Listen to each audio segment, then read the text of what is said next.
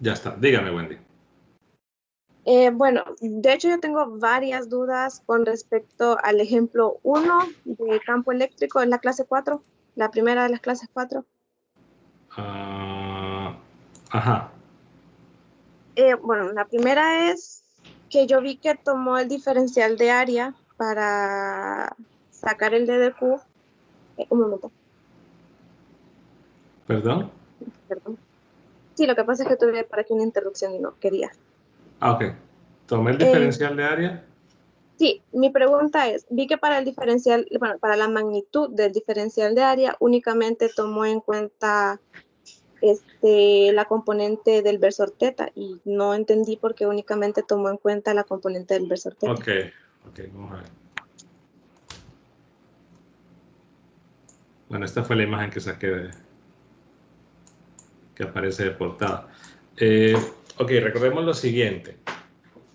Si yo tengo en un sistema de coordenadas cualquiera, en general, una superficie donde hay una variable que es constante, el vector normal va a tener únicamente la componente del versor de esa variable. ¿Qué quiero decir con esto? Por ejemplo, si yo tengo en cartesianas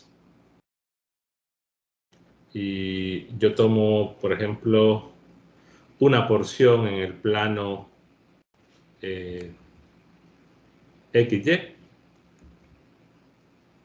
y digo, bueno, esta es la superficie, Z igual a constante, y entonces, como es una superficie Z igual a constante, el vector normal, o saben que es el vector, tiene la dirección del vector gradiente, pues va a tener únicamente componente en Z. O sea que S de A, en general, que yo diría, ok, es una componente en X, una componente en Y, una componente en Z.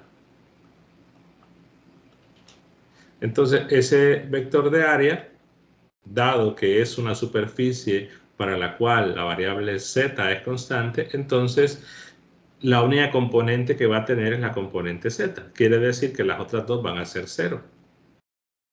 Y eso lo puede verificar rápidamente, lo puede ver de otra forma diciendo, ok, como esta componente lleva, por ejemplo, la componente X es d de Y, d de Z, y la componente Y es d de X, d de Z, y como Z es una constante, entonces al calcular el diferencial serían 0, entonces se anula.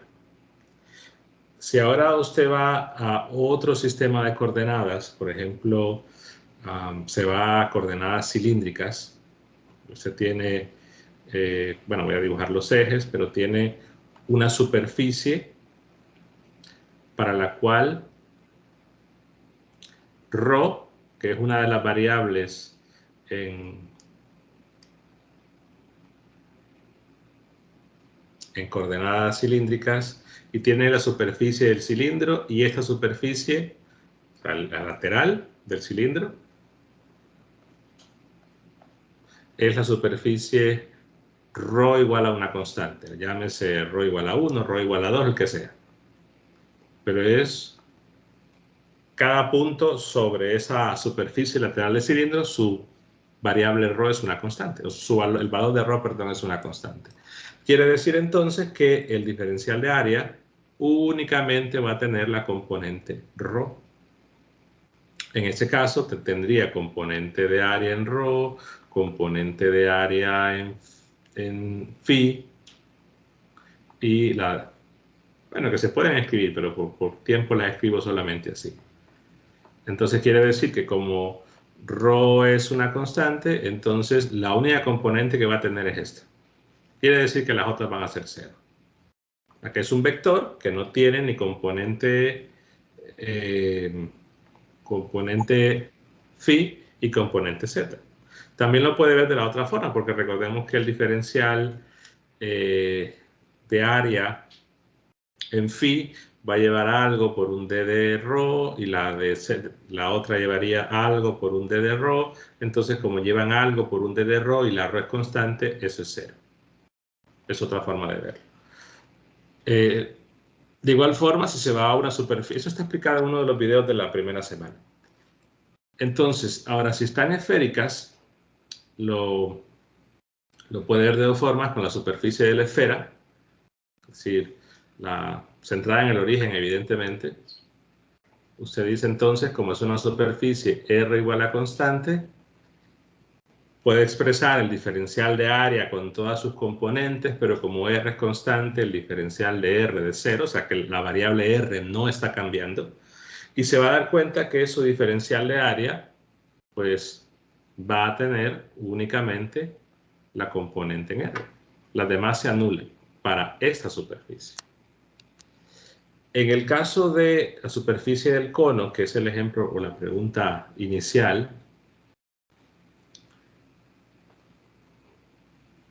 si usted ve el contorno, no todo el interior, sino estamos hablando del contorno del cono, esto es una superficie para la cual el ángulo θ,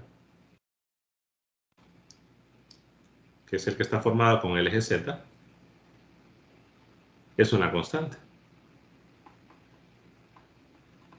Pensémoslo así, voy a escribir el diferencial de área general. El diferencial de área, partamos desde línea, el de línea recordemos que es de R en R, más R de θ en θ, más R seno de θ, diferencial de phi en phi. Entonces, el diferencial de área, la componente R sería R cuadrado, seno de θ, d de θ de phi en R, más la componente θ, que sería R seno de θ de dr de phi. Esto es en θ, más la última, que sería R de dr de θ en phi. Entonces, si estamos, por ejemplo, en una superficie donde la R es constante, entonces es como que diga d de R sería 0, y lo que implicaría que este término se va a anular y también se va a anular este.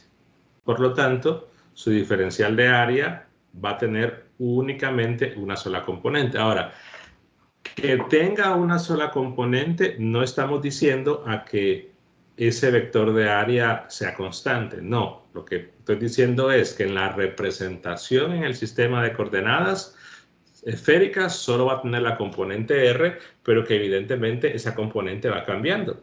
Donde vaya graficando el vector, pues su dirección va cambiando, y eso se ve porque este es un vector variable.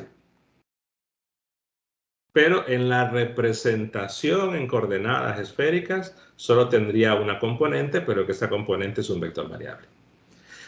Si vamos ahora al caso, el otro, θ, una constante, es decir, la superficie θ constante, que es la parte lateral del cono.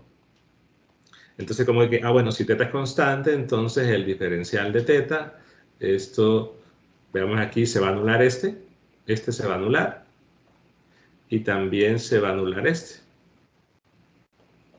Entonces, la única componente que va a quedar es esta. Entonces, en general, al hablar de coordenadas curvilíneas, si tengo cualquier superficie, digamos, esta es la superficie, ¿qué letras uso con ustedes? Digamos, esta es la superficie UI igual a una constante. Entonces, ese vector normal, ya hablando directamente más bien del diferencial de área, ese diferencial de área va a tener únicamente la componente en dirección del versor que coincide con esa variable, en general. Y esto es por esa razón que en ese ejercicio, como estamos en una superficie θ igual a constante, la única componente que va a tener el diferencial de área es en θ. Ok. Gracias, ingeniero. Y otra duda más. Dígame. Que en realidad no sé si fue error a lo mejor que, no sé, usted se confundió al momento de ponerlo. Cuando sacó el vector R' y el vector R normal sin primar, el vector R' primero sacó R' por el versor de R, y luego al sacar el vector relativo, cuando lo restó, el vector R' lo tomó R', así como la componente, pero lo tomó en dirección del versor de R', entonces no sé si en realidad fue un error. En ese mismo video. Sí. Déjenme ver.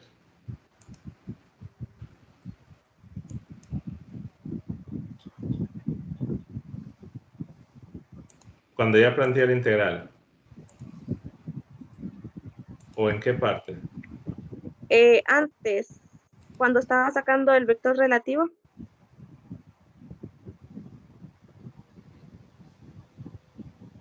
No sé, yo creo que no. Ok. Espérame, sí, creo que se me olvidó copiarlo. Voy a hacer una captura.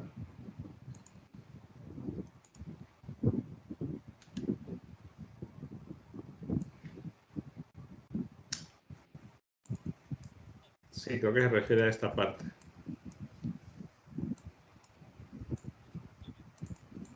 Sí, en realidad tuvo que haber sido primado acá, ¿no? Ok. Sí, en realidad no afecta porque no hay otro R, es el único. Pero sí, después lo coloqué primado, entonces ahí falta. Ok.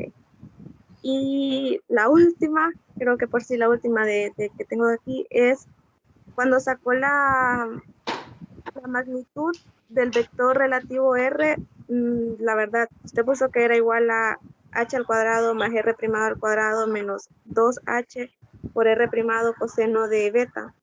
Ahí no entendí porque usted se refirió al ejemplo de la esfera y no sé si es que lo pasé por alto ese video, no lo vi bien. El que está en el libro, en un video hablo de un ejemplo que está en el libro, pero igual lo comento acá. Ok. Ustedes el R, que está definido así, en realidad el primado lo puedo omitir dado que es la única variable primada que hay. Entonces no hay ningún problema si se omite en este caso. No hay otro R, no hay otro R primado. Entonces, como estamos en un sistema de coordenadas diferente, es decir, estas es un versor en coordenadas cartesianas y este en coordenadas esféricas, no son vectores ortogonales, entonces yo no puedo decir que la magnitud sea igual a esto, porque los versores no son ortogonales. Entonces, ¿qué hago? Por la magnitud tengo dos opciones. La número uno sería recordar que la magnitud de un vector al cuadrado, si quieren me apaga el micrófono mientras hablo para que no escuche tanto ruido. No sé si es usted o alguien más. Yo lo tengo apagado. Perdón. ¿Alguien más? Kevin es.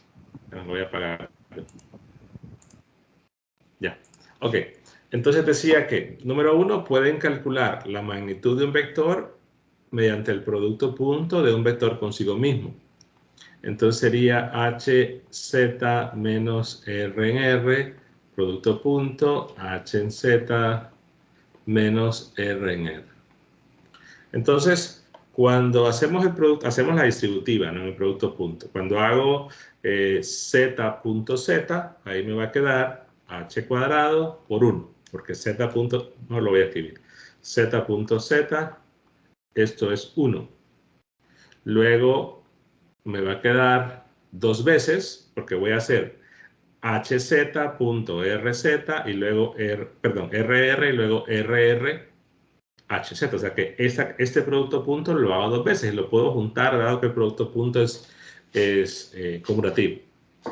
Entonces me queda h por r, z.r, que sería, lo voy a marcar en morado, que sería cuando hice la multiplicación de este y este, que da una vez, y cuando hago este y este dos veces, el orden en que estén colocada la operación no importa. Y esto ustedes pueden verificar que z.r es coseno de teta. Luego, más, faltaría hacer el último producto punto, que es este y este, que ahí quedaría r cuadrado y R.R, esto es 1. Y luego solo le aplico, es decir, esta es la magnitud al cuadrado, y luego solo le aplico la raíz. Opción número 2, que es la que explicaba Agnes, es visualizarlo así. Como tengo, digamos, este es el eje Z. Tengo ese vector que tiene magnitud H, y que es el que está en Z. Tengo otro vector, que es el que le llamé R', pero que la magnitud es R'. Y el vector relativo es un vector que va, en realidad iba de acá hacia acá. Uy.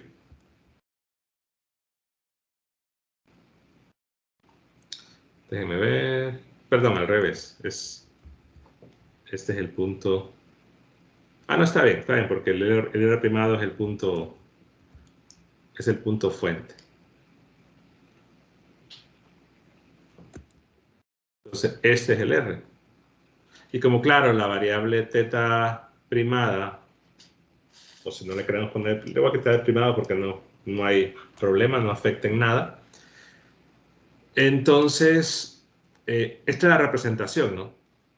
En el video creo, no sé si dibujo todos los vectores, pero lo importante es que como teta es el ángulo entre el eje Z y el vector R, en este caso el vector R', que no le puse el primado, yo puedo ver que tengo un triángulo ahí. Y puedo, con ese triángulo, utilizar también la ley de cosenos. Y decir, R cuadrado es H cuadrado más R cuadrado menos 2 veces HR por coseno de teta. Esto es a partir de la ley de cosenos.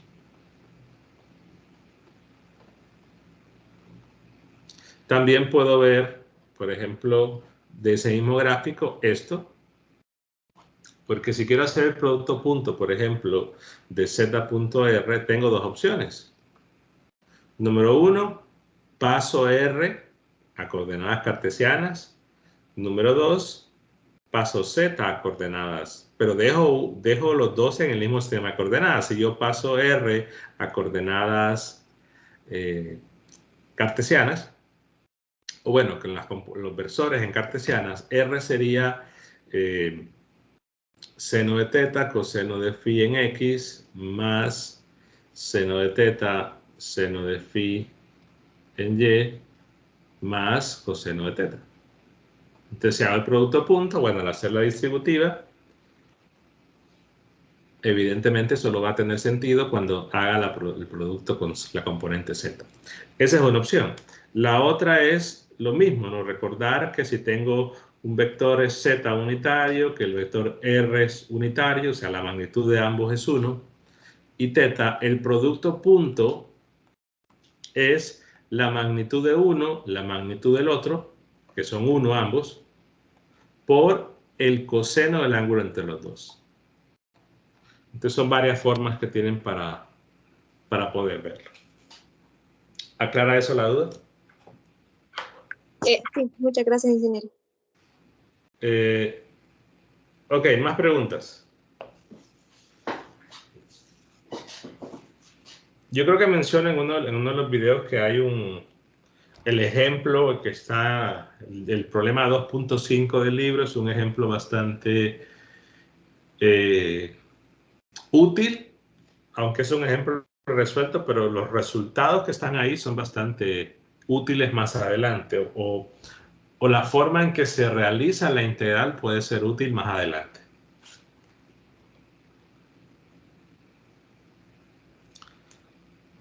Ok, más preguntas. Vemos que hay 7, bueno, pero el promedio siempre ha sido 7.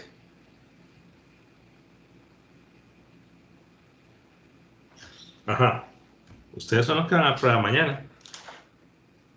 Entonces yo diría que es un buen momento para preguntar. Ingeniero, Dígame. yo tengo una duda con respecto al ejercicio que subió a la plataforma Dígame. de la clase anterior.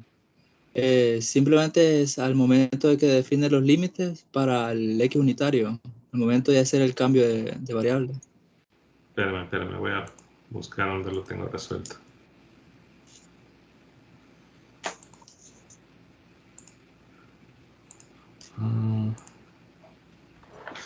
Ok. Cuando defino en la integral. Sí, Ajá. que antes iba de 0 a A y ahora va de A raíz de 2. La duda es eso.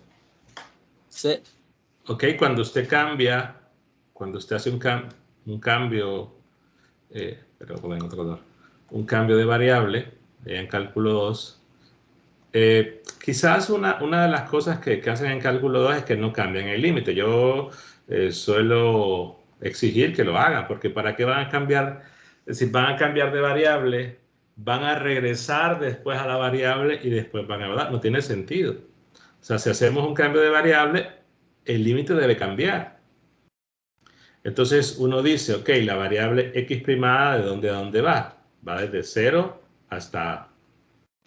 ¿Y qué hago? Evalúo si el límite inferior de la variable x primada es 0, yo evalúo en la función donde hago el cambio de variable, es decir, si x primada vale 0, ¿cuánto entonces vale u?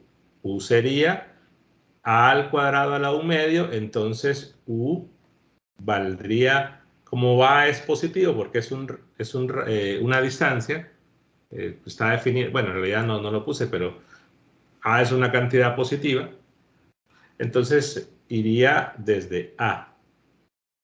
Ahora hago el otro. ¿Qué cambia ahora? Bueno, si x primada vale A, ¿cuánto vale U? Solo reemplazo. Sería A al cuadrado más A al cuadrado. En ese caso sería, bueno, 2A al cuadrado a la 1 medio. Y eso es justamente raíz de 2 por A. No sé si aclara eso la duda. sí, todo claro, ingeniero. ¿Más preguntas? Es decir, lo que yo espero que cuando haga un cambio de variable cambien los límites, porque no tiene sentido cambiar de variable, luego hacer la integral, luego regresar, bueno, a la variable original. Si es una integral definida, cambien los límites también.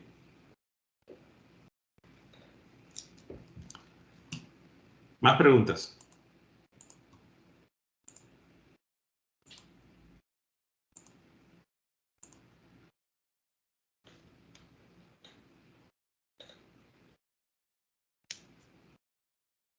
Vamos, de los problemas que han estado haciendo, porque yo asumo que, no asumo, digamos, me baso en cuál sería el ritmo que deberían de llevar para decir que están estudiando. Dieron los recursos, pero evidentemente tienen problemas del libro, que asumo ya empezaron a hacer, o tienen problemas en una guía que tienen problemas propuestos, que la mayoría han sido problemas de examen, qué sé yo. O sea, material para donde poder practicar, y no solamente con lo que están en los CNDPUPSO, sino que material hay un montón. Ajá.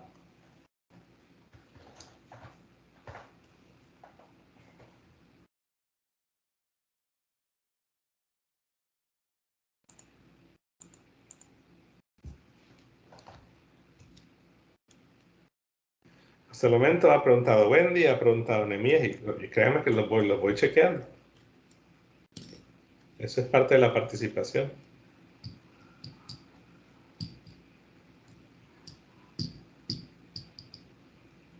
Vamos, problemas que han estado haciendo.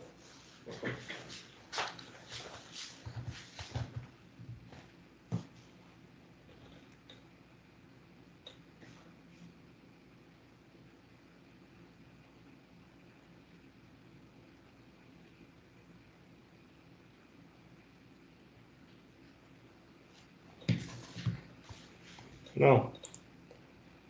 Ok, vamos a ver entonces el material que tienen.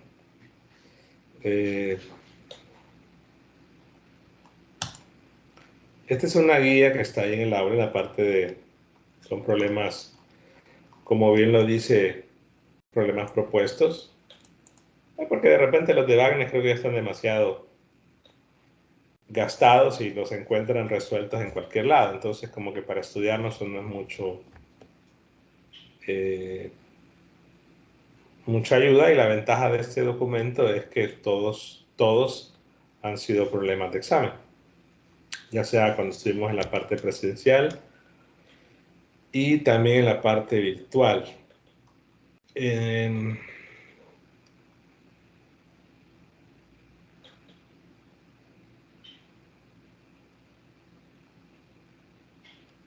No sé si alguien ha intentado hacer un ejercicio de acá, o de libro, o de otros libros, porque si solo han practicado con lo que está en el aula, esa técnica de estudios les confirmo que no funciona. El aula es para, es decir, es la parte teórica, los ejemplos base, de ahí tienen que practicar ustedes. Material para hacerlo tienen. Tiempo es lo que tienen que sacar para poder practicar más. No sé si alguno ha hecho alguno ha probado alguno de acá o tiene alguna duda con alguno del libro.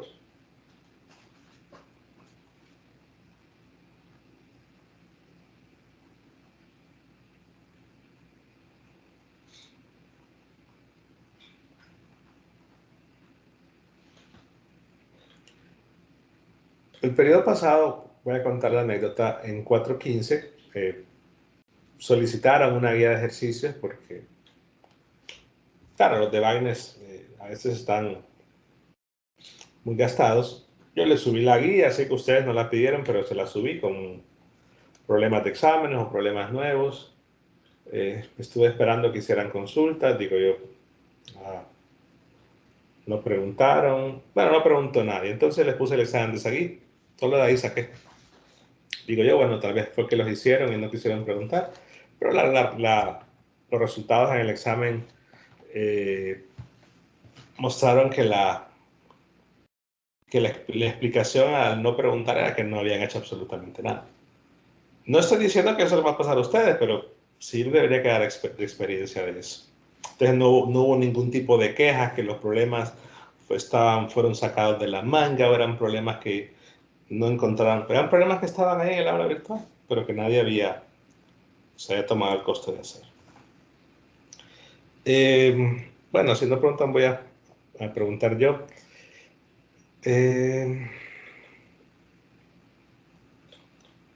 Estos que se miran, que no son los problemas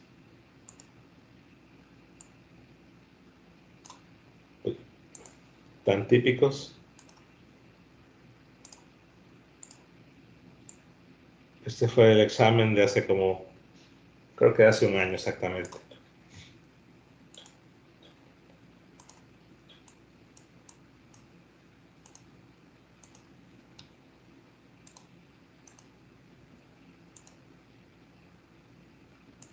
Ok, voy a compartir.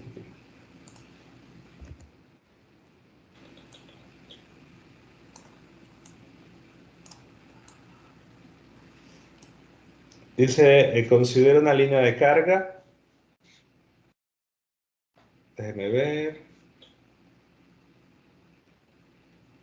No, perdón, este fue el periodo pasado. Este fue el examen del periodo pasado.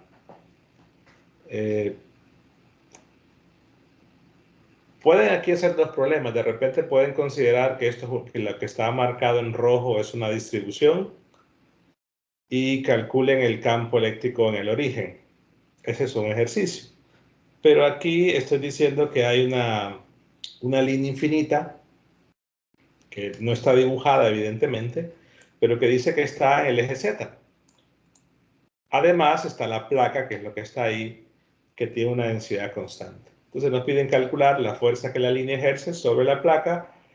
Creo que la ley de Coulomb está más que claro, que en realidad no había otra forma, al menos esta para realizarlo. Quizás vale la pena hacer el dibujo considerando los tres ejes, porque menciona una línea y esa línea es infinita, pero que está ubicada en el eje Z.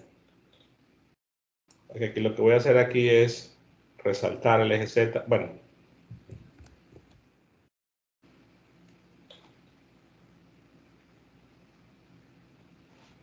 y se extiende hasta el infinito, aunque no lo dibuje todo. Entonces ahí tengo una línea con densidad lambda y que es constante. Luego está la distribución, la placa.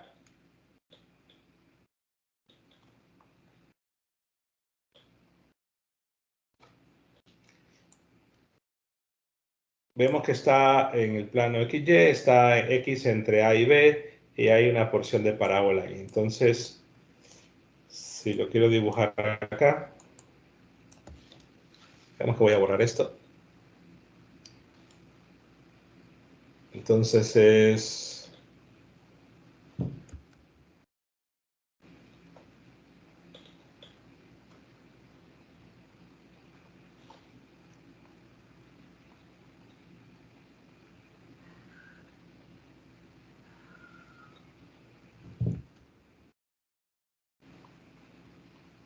qué sé yo, algo así.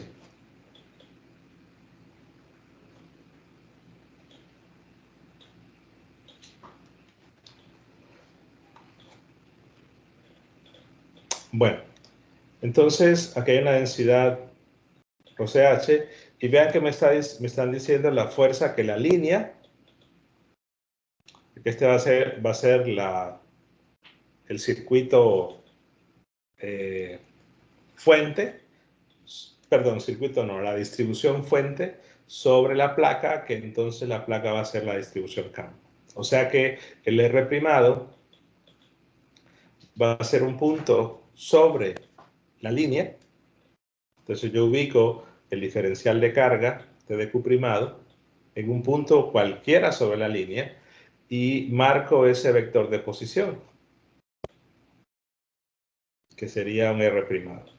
Claro, como este es un punto 0,0,1 z' cualquiera, entonces ese vector R' simplemente será z' en z.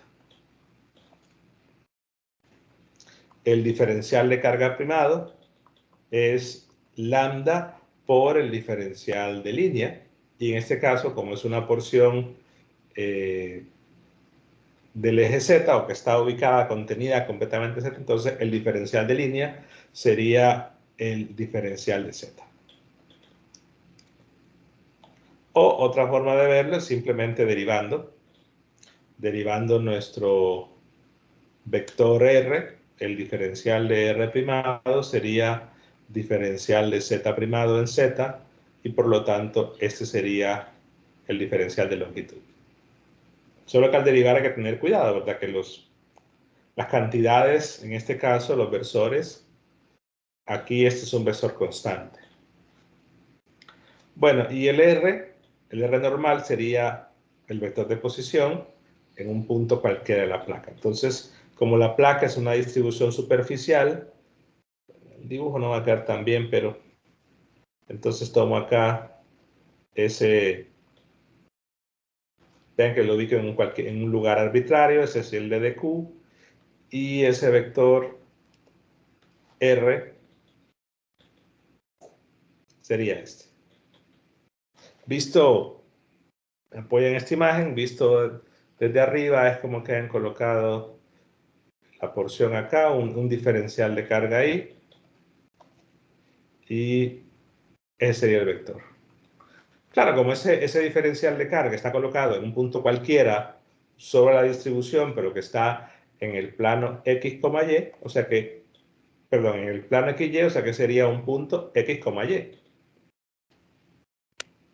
Evidentemente dentro de la distribución, X entre A y B, Y estaría entre el eje X y la parábola. Entonces, ese vector simplemente sería X en X más Y en Y. Luego calculamos el vector relativo, que es la resta. Y a la hora de restar, pues, queda bastante rápido. Vean que en este caso, como no hay otra variable z aparte del punto fuente, entonces el primado podría eliminarse. O sea, ese primado del z lo podría borrar, puesto que no hay otra z que me pueda generar confusión, pero en todo caso lo dejo así. Ok, entonces vamos a la fuerza. Sería la fuerza de la distribución que es la línea sobre la distribución que es la placa. Esto sería 1 sobre 4pi epsilon 0. Va una integral doble. Bueno, una integral doble para la distribución superficial, una integral simple para la distribución lineal. Pero digamos que voy a plantear solo la fórmula y decir que esta es la distribución fuente y la otra es la distribución campo. Pero evidentemente la primera va a ser una integral doble. Aquí solo estoy representando la ley de Coulomb.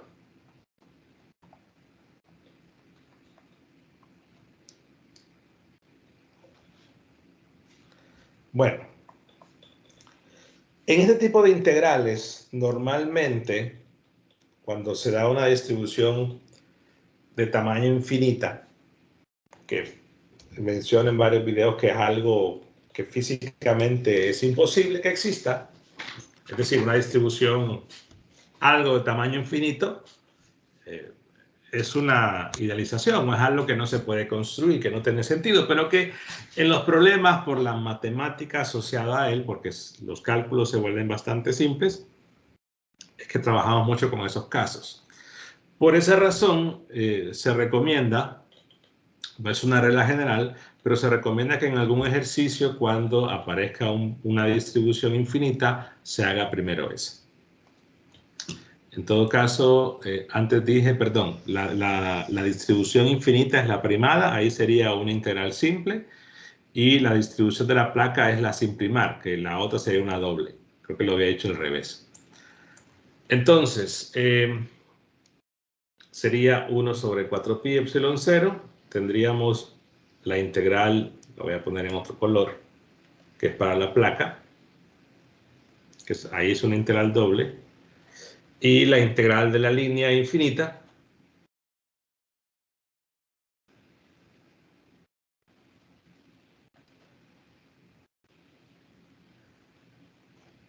que en ese caso se va de menos infinito a infinito.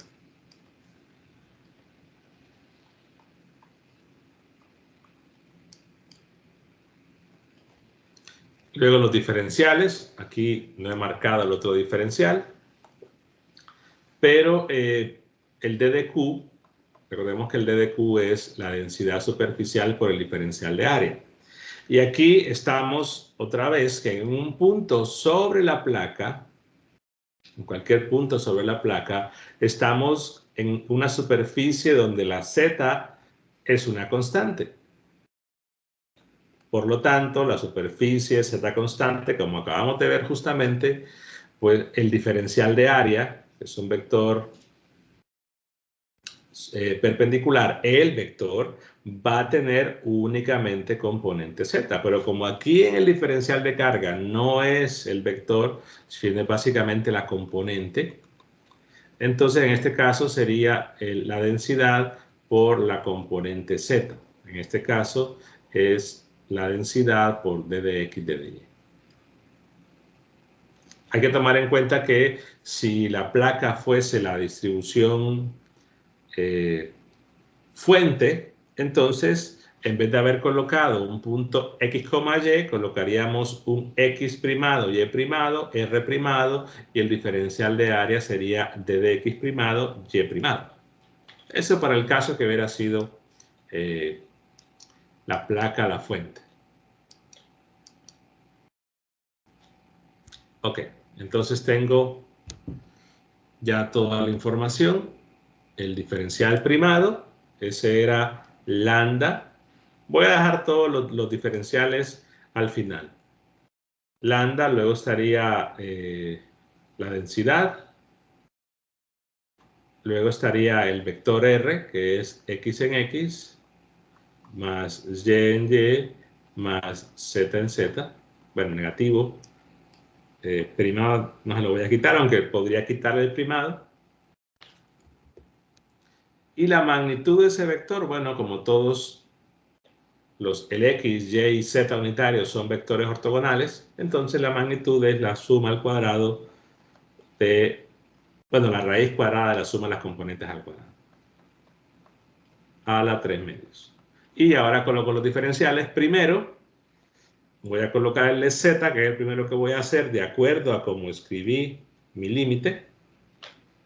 Y aquí, pues, estarán de acuerdo que podría escribir después d de x, d de y, o podría escribir d de y, d de x. Ahora, ¿qué va a cambiar? Si que decido integrar primero x o decido primero integrar y, bueno, que de acuerdo a cómo escriba esos diferenciales, van a ser los límites. En general, si yo invierto el orden de la integral, no es invertir los límites, salvo cuando sean integrales en cuadrados, si estamos hablando en coordenadas cartesianas, y aquí evidentemente no es un cuadrado.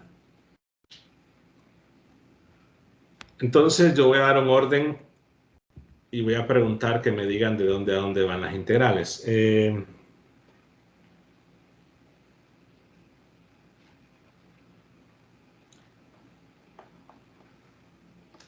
Digamos que primero, bueno, voy a hacer el más fácil. Primero decido integrar y. La pregunta es para el que nos siguiente en la lista que no ha preguntado. Bueno, Wendy ya está. Sería Gerson. Ok, si planteo la integral, voy a hacer más chiquito esto. Si decidí primero integrar la y y después la x, ¿cómo serían o cuáles serían los límites de la integral doble? Ok, para el caso de... ¿Podría sacar un poco más la figura, por favor? Perdón, se movió. Sí. Primero integro y, después x. Ok, en este caso, para primero y, ¿verdad? Sí. La sería de...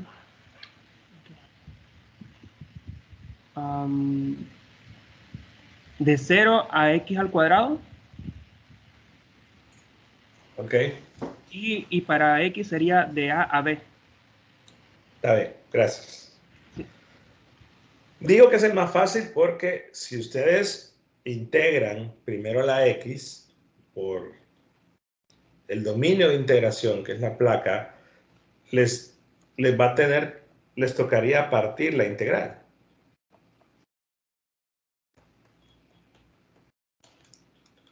¿Por qué? Porque si yo me muevo de izquierda a derecha para definir de dónde a dónde va la x, me doy cuenta de que la ecuación cambia. Ahora, no es que no se pueda hacer, sí se puede hacer, pero integrar primero la x, de acuerdo a lo que ustedes vieron en cálculo 2, implicaría hacer dos integrales o partirla en dos términos. Por eso dije que era la opción más fácil. Bueno, al final de cuentas el problema no les pide un orden específico, sino integrar. Entonces va de 0 a x cuadrado y de a a b.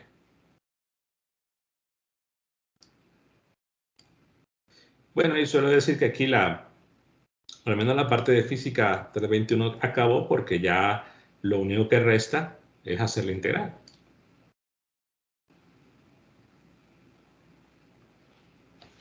Claro, la mayoría está pensando, bueno, usamos tablas. Digamos que la situación de la eventualidad, bueno, de la pandemia en todo caso ha pues, permitido que puedan usar tablas. En el examen de repente, si es una integral extremadamente complicada o larga, se les daba.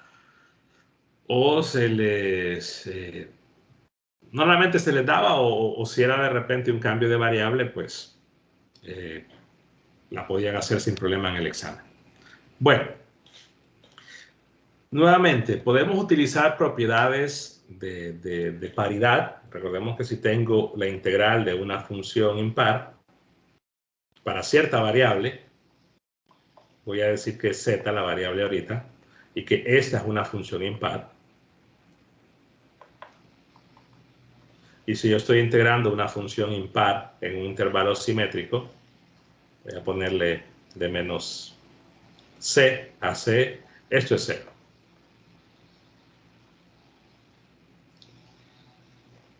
Eso es 0. Entonces, como yo tengo, si nos concentramos primero en la integral de z, ¿no? Después vamos a hacer la integral de x y la de y. La situación es cuando yo integro un vector, entonces, por la cantidad de componentes del vector, la cantidad de integrales se va a multiplicar por ese factor. Es decir, que si integro, es una integral simple, pero como son 3 componentes, entonces son 3 integrales simples. Pero por cuestión de simplicidad yo puedo escribir así. Tengo la integral de menos infinito, x en x más y en y sobre x cuadrado más y cuadrado más z cuadrado a la 3 medios y más la integral de menos infinito. Un pequeño comentario, pero siempre justificando, o menos en todo caso, menos z primado sobre x cuadrado más y cuadrado más z primado al cuadrado a la 3 medios. Y lo que tengo amarillo lo estoy separando.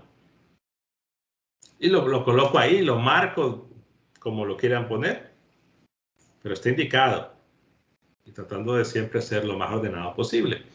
Entonces comentar, bueno, en este caso vean que como en la primera integral, como el vector, que es esto, no depende de z, o sea que esto es una constante, al menos ahorita, una constante respecto a la variable de integración. Te lo puedo poner todo junto. Entonces, en este caso no había necesidad de plantear 3 integrales, dado que aquí, como esto es constante respecto a la variable de integración, lo puedo dejar en una sola. Y con la otra, bueno, observo que si tengo una función y z es la variable, al menos ahorita la variable de integración, entonces puedo comentar que esto es una función impar.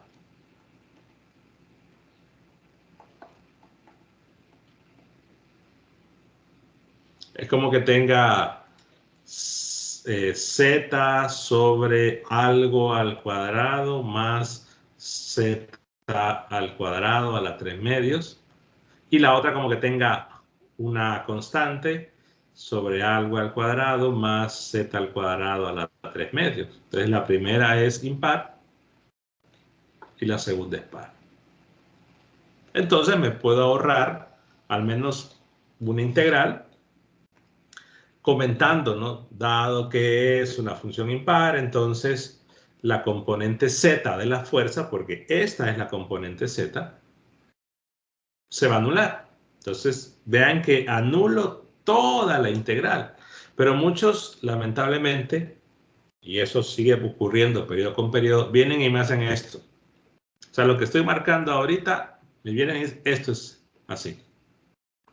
Entonces yo empiezo a bajar puntos por eso, porque lo que me están diciendo es algo incorrecto. Me están diciendo que si entendemos que la plequita esa lo que está diciendo es marcarme que eso es 0,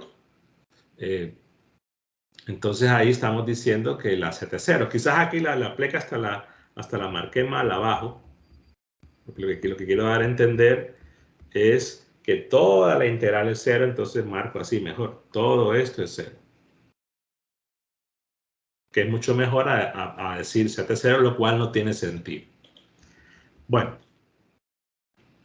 Entonces ya lo único que podemos comentar es que nuestra fuerza la fuerza entre las dos distribuciones no tiene componente z. ¿Por qué? Porque se anuló dado que la integral es una función impar.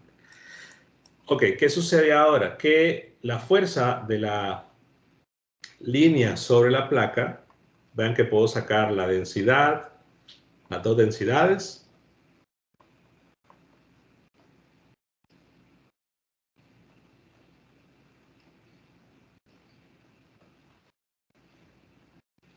Inclusive puedo sacar ese vector x en x y solamente quedarme con la integral que tengo arriba.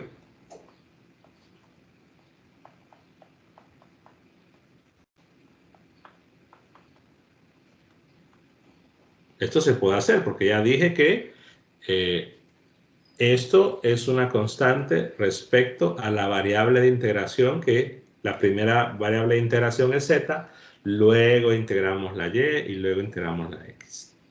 Pero nos hace falta esta integral. Y aquí no puedo hacer algún argumento de... Claro, podría decir que es la integral de una función par y que como es la integral de una función par, el intervalo lo puedo colocar de 0 a infinito y multiplicar por 2. Eso se puede hacer sin ningún problema. Pero es una de las integrales que ya hemos mencionado, aparece bastante. Por ejemplo, tengo una integral, y creo que apareció justo en el problema que le subí ayer o que empezamos el viernes, que era la integral de du sobre, voy a poner, ¿qué letra? Porque tengo z. Voy a poner c. C al cuadrado más u al cuadrado a la 3 medios. Vimos que esto era u sobre c al cuadrado, u al cuadrado más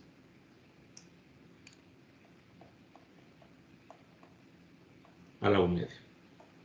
Entonces, claro, ¿no? Si la integral va de menos infinito a infinito, pues hay que evaluar esa integral impropia con un límite. Entonces, si yo evalúo el caso si u va al infinito, esto tiende a 1 sobre c cuadrado.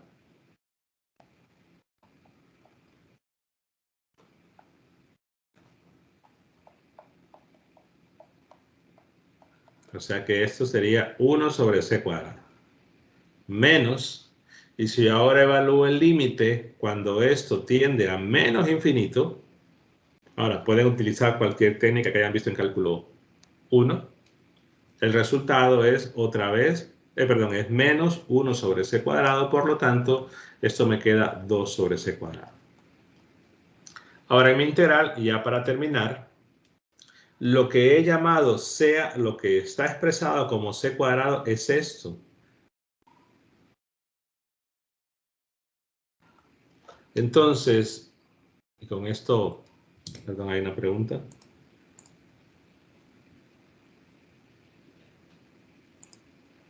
No, alguien que entró hasta ahorita. Bueno.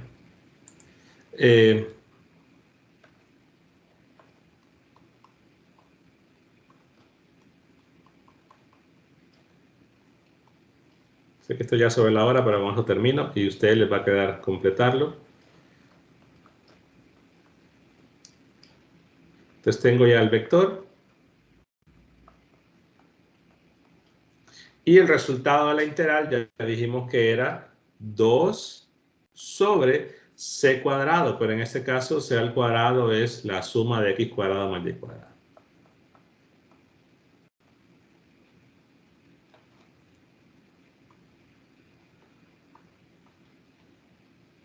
Entonces ahora solo les queda plantear o resolver esa integral doble, que una va a ser un cambio de variable y otra está directa, le queda una tangente inversa. Déjenme ver, porque estamos integrando primero. Sí, si hacen primero integran con respecto a y, aquí tienen que separar obligatoriamente pues dos integrales dobles, porque es una integral para cada componente. Entonces, en una integral les va a quedar un cambio de variable y en otra les queda directo, una tangente inversa. Bueno, preguntas hasta ahí. Les queda a ustedes terminarlo. Vean que ya las dos integrales que quedan, igual la voy a escribir mientras plantean la pregunta, están ya directas. Y son integrales que se pueden hacer rápidamente. Preguntas hasta ahí.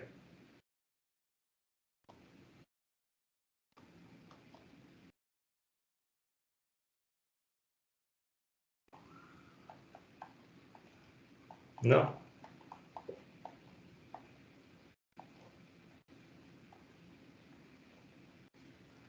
Entonces vean que el 80% del ejercicio es la parte de la integral.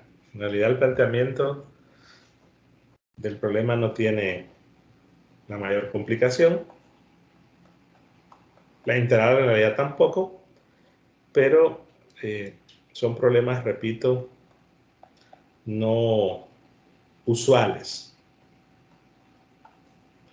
Bueno, ahí está planteado las dos integrales, me faltó el 2, que lo voy a colocar aquí al frente. Entonces son dos integrales dobles.